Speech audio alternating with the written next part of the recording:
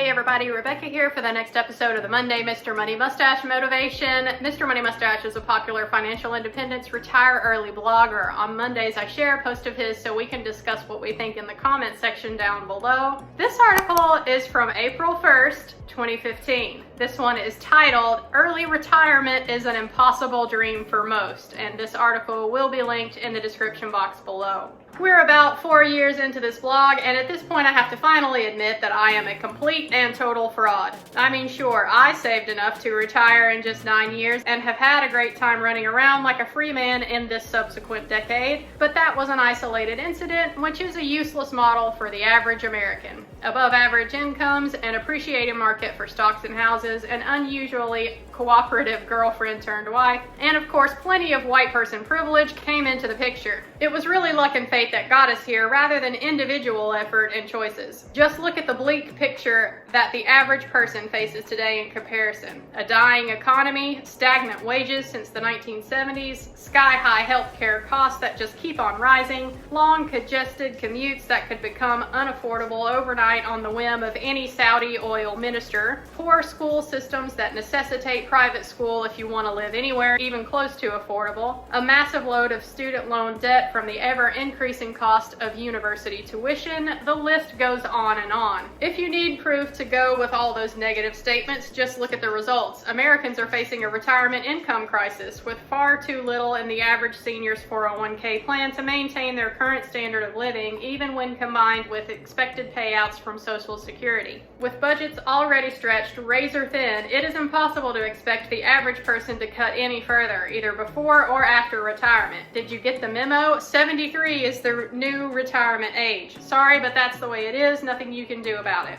The great experiment of the personal 401k plan foisted upon us by the elites since the 1980s is a proven failure. The government and our employers should be providing for our retirement through guaranteed lifetime pensions rather than forcing us to navigate the murky waters of personal finance alone. I feel I have misled you these past 4 years, functioning only as a pernicious savings scold and encouraging pointless individual effort, when instead we could have focused our collective efforts on reforming our system. Oh, and April Fools, of course.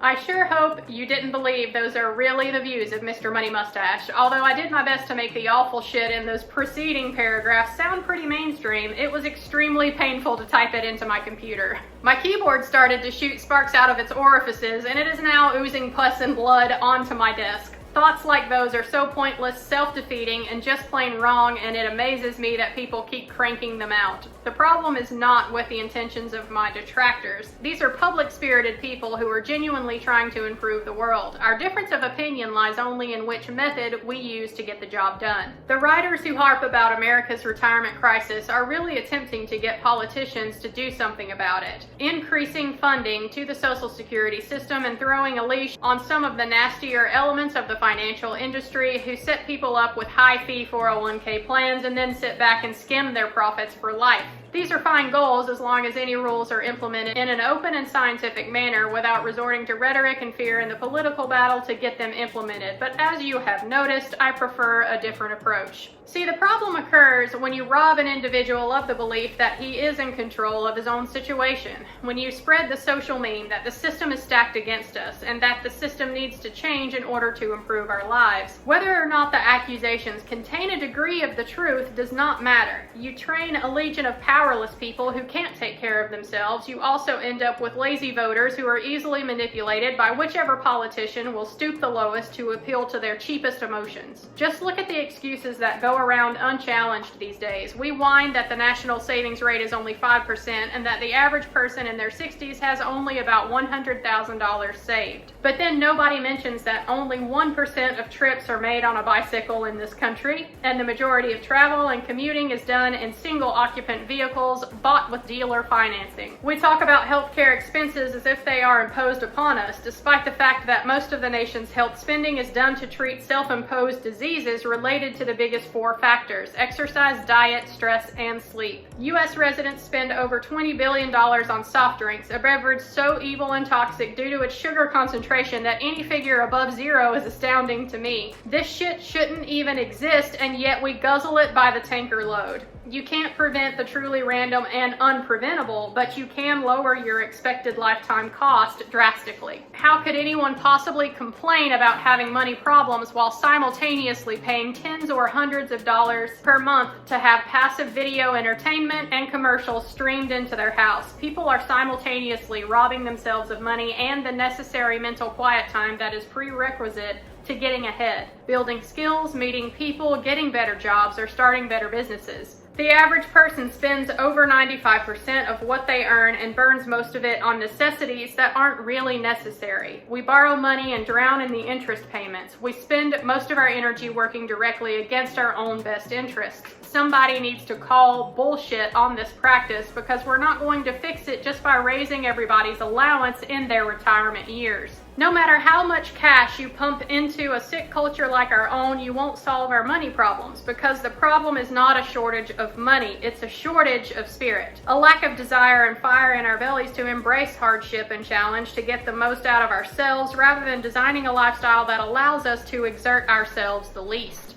So this is why I take this particular stand. I know from firsthand experience, picked up on my own unremarkable journey from minimum wage to early retirement, that taking control of your own time and effort and spending is everything. The same critic that calls me a saving scold above admits that he hasn't even started his first investment account. While there is a place for a public policy in every great society, it seems unwise for those who have not yet mastered a field of study themselves to make nationwide prescriptions on that very same field. So let's go with a hybrid approach in solving our retirement issue. Policymakers can make sure that the Social Security program survives, because not everyone is going to become a mustachian, and we're wealthy enough as a society that there is no need to hand people the death sentence just for poor financial skills. And sure, we should also cut down the worst thieves in the game. There is no honor in a rich person assembling a team of lawyers and marketing gurus to get poor people to sign up for a loan on a 92-inch television. But when it comes to talking and writing about personal finance to each other, let's drop the sympathy game. We are in control of things, not our government masters or the elites.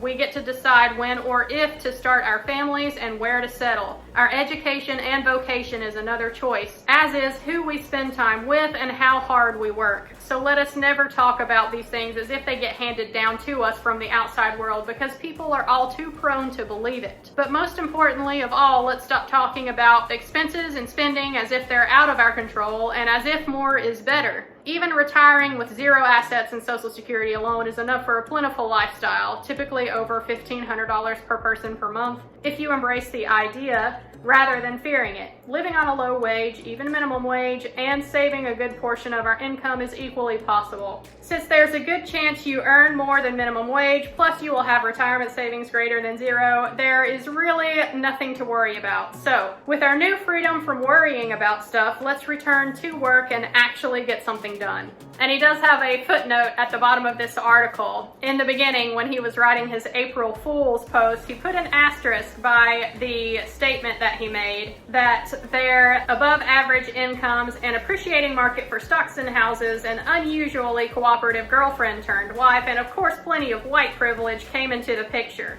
So he put an asterisk by the white person privilege there, and he wrote, okay, Mrs. Money Mustache is 50% derived from the country of India, so she only had half as much white privilege. But that's still better than nothing. Plus, there's Indian privilege to account for as well. Is that higher or lower than white? We need to factor this in to the amount of sympathy we demand.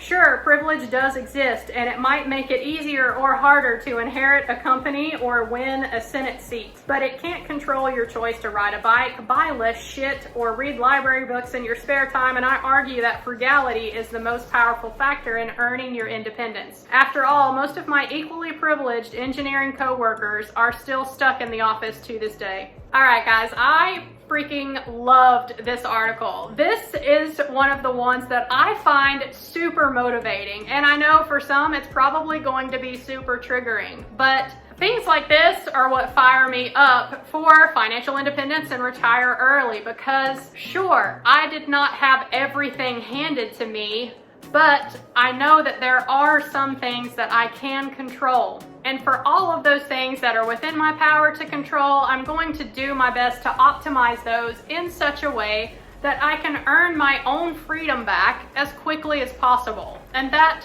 To me, it doesn't sound like such a crazy plan, although it may to others. So yeah, let me know if this one fired you up in the comment section down below in a good way or in a bad way, and I will link to all of the other Mr. Money Mustache episodes that I have done at the end of this video. I'll see y'all next Monday for the next episode. Bye guys.